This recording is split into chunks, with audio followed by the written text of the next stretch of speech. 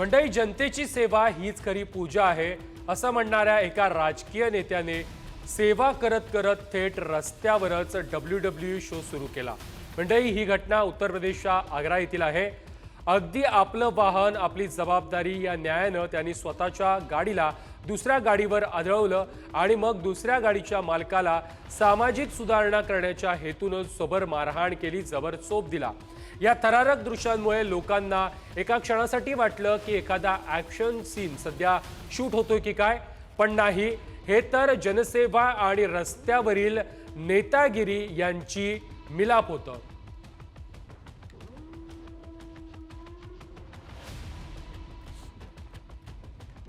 दिवसेंदिवस कोयत्यानं वार करण्याच्या घटना वाढताना पाहायला मिळत आहेत। मंडळी, ही दृश्य आहेत।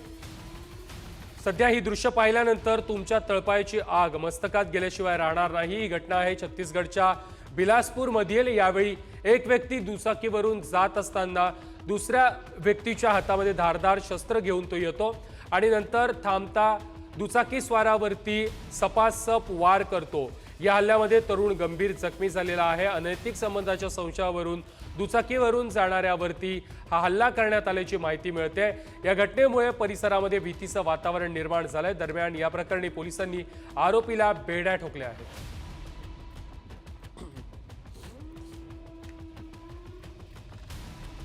काम कोणतंही असो, त्याचं योग्य नियोजन आणि आवश्यक खबरदारी घेतली नाही तर गोत्यात येणारच। त्यात चोरीचा प्रयत्न म्हटलं की हातामध्ये बेड्या पडणार। मावळच्या तळेगाव दाभाडेमध्ये चोरी करण्यासाठी आलेल्या या टोळक्याचंही असंच झालेलं आहे।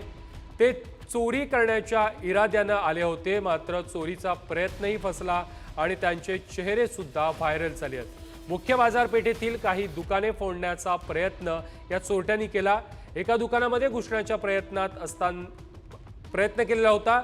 नेमकं सीसीटीव्हीच्या टप्प्यात आले। त्यांच्या एकंदरीत हालचालींवरून ते नवखे भांबावलेले दिसत होते, कारण त्यांना सीसीटीव्ही कॅमेऱ्याविषयी माहिती नव्हती आणि जेव्हा माहीत झालं त्यानंतर त्यातील काही जणांनी ओळख लपवण्याचा प्रयत्न केला।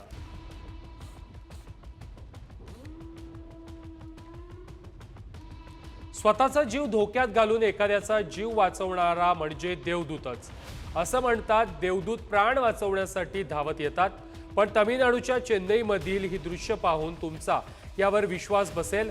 रस्त्यावर साचलेल्या पाण्यातून एक शाळकरी मुलगा जात होता। आता शाळकरी म्हटलं तर लहानच तो, त्याला त्या पाण्यात पडलेली विजेची केबल दिसली नाही आणि पुढे जाताच विजेचा धक्का लागल्यानं मुलगा खाली कोसळला। तिथून जाणाऱ्या एका दुचाकीस्वारानं मुलाला पाण्यात पडलेलं पाहिलं, मग त्याने कसलाही विचार न करता दुचाकी जागीच टाकून मुलाला वाचवलं आणि मुलाचा जीव वाचला।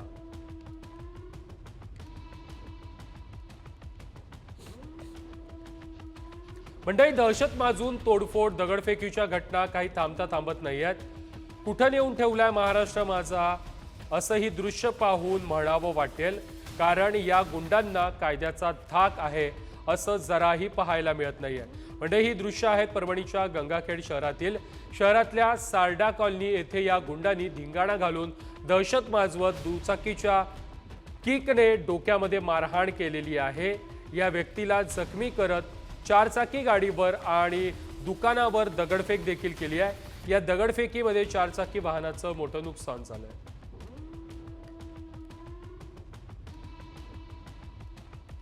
मंडळी, हिंगोलीच्या खटकाळीमध्ये भक्तांना आध्यात्मिक शांती देणाऱ्या खटकाळी हनुमान मंदिरामध्ये चोरट्यानं मात्र दान स्वीकारायचं वेगळंच तंत्र शोधलं आहे। चोरट्यांनी चक्क चायना गेट वाकवून मंदिरामध्ये घुसून स्वतःच्या चेहऱ्यावर मंदिरातलाच झेंडा गुंडाळून चोरी केलेली आहे। रात्रीच्या अंधारामध्ये चोरट्यानं चेहरा कोणाला दिसू नये यासाठी मंदिराचा झेंडा वापरून आपलं तोंड झाकलंय। त्यानंतर तो थेट महाराजांच्या खोलीपर्यंत पोहोचला आणि खोलीला कडी लावली आणि चोरी यशस्वी केली आहे। हे चोरटे एवढ्यावरच थांबले नाहीयेत, त्यांनी दानपेटी अलगद सरकवत लंपास केलेली आहे। यावेळी त्यांनी 30 ते 35 हजारांची दान रक्कम ही पळवून नेलेली आहे।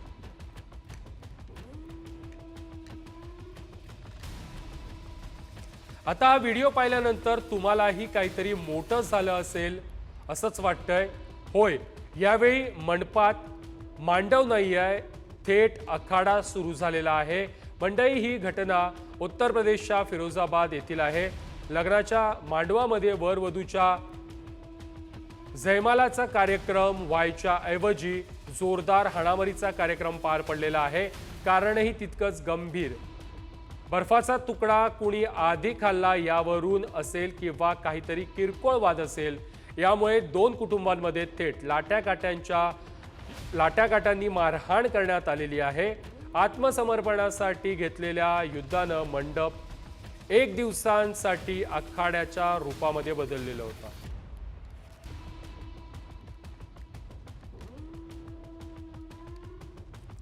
गुन्हा दाखल केल्यानंतर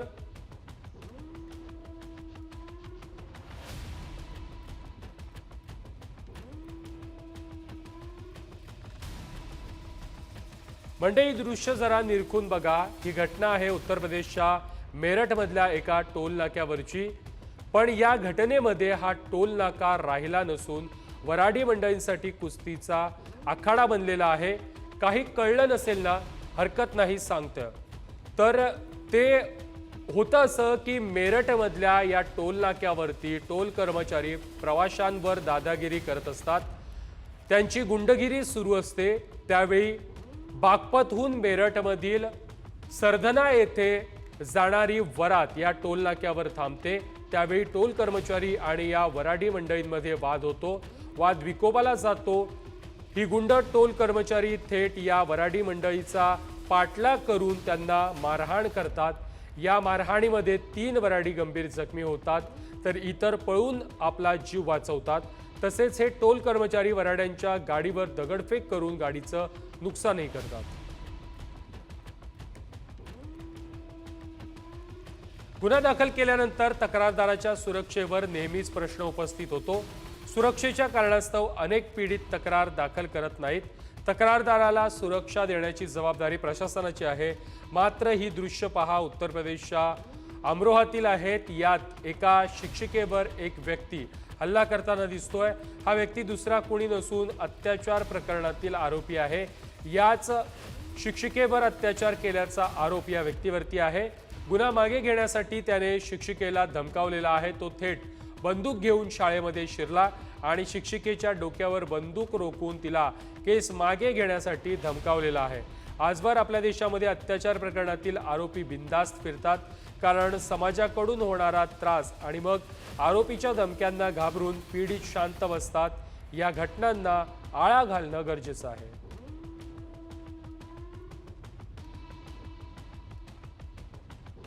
माणसाला पैशाची हाव काही सुटत नाही.